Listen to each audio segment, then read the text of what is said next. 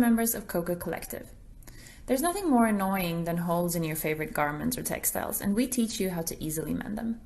Today we're going to show you the tried and true method of stocking darning, which will extend the life of your clothes and also save you some money in the long run. Before we get started, just a little reminder that you can share this video on the social media page that you're watching us from now, inviting others so that they don't miss out. So let's go ahead and get started. For supplies, you'll need your damaged fabric, some textured thread or thin yarn, and a long blunt needle.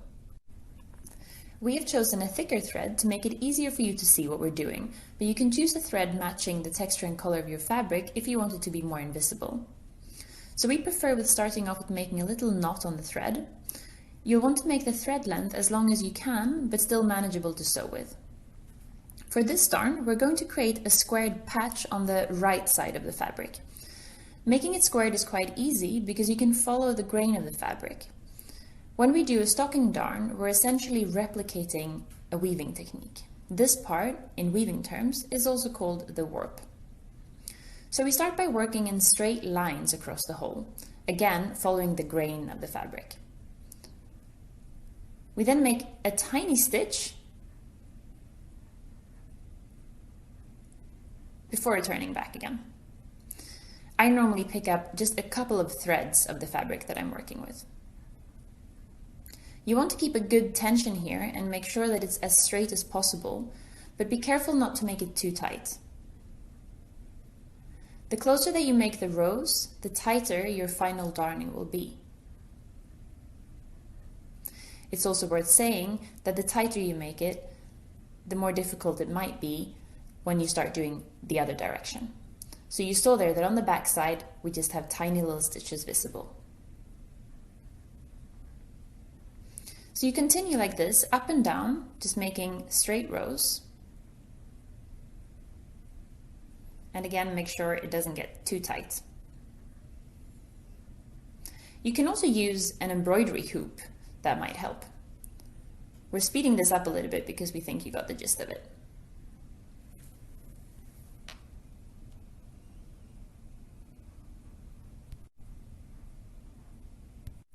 You can see now that on the back side we have just tiny little stitches next to one another.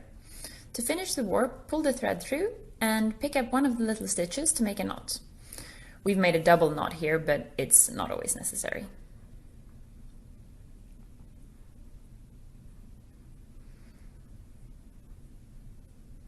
And there we go. Make sure it's nice and tight.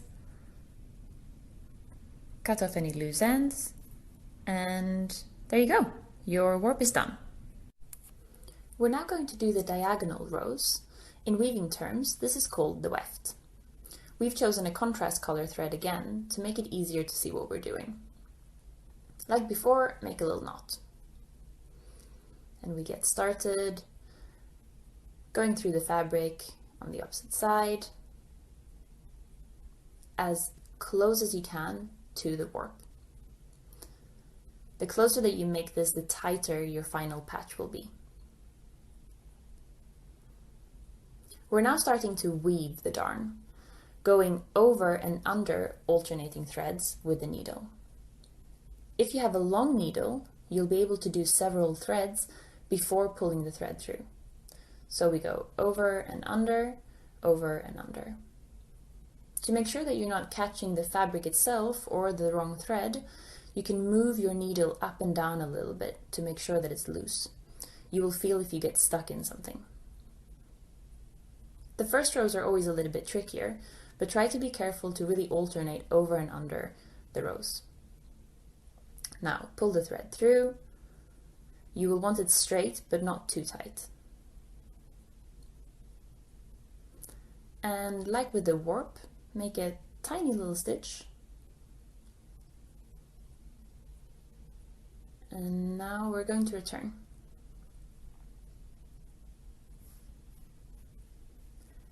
As we return, we want to go over and under the opposite threads. That means that the thread that you went over on your previous row, you want to go under it on your way back. It's a little bit hard to see here, but you can see that I'm separating the threads with my thumb to make it easier to see what I'm doing. Before pulling the thread through, you might want to move your needle up and down a little bit. You can see here that we've used quite a fluffy thread.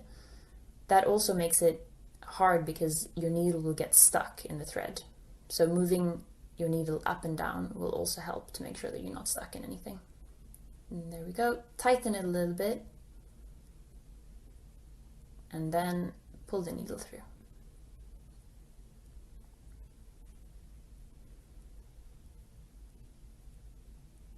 And we make a tiny little stitch again.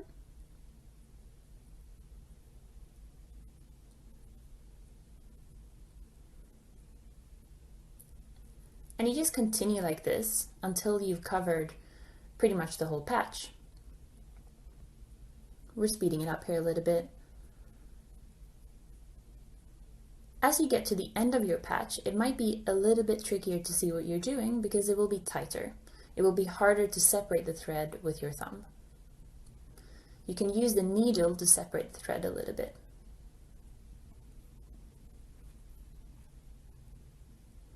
You can see here at the end, I move the needle up and down more often, just to make sure that I'm not catching the wrong thread, and also to make it tighter. The more rows of the weft that you can fit in, the tighter and neater looking your patch will look.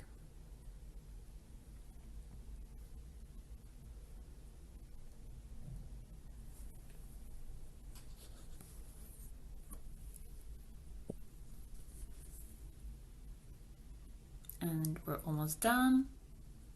Pull the thread through.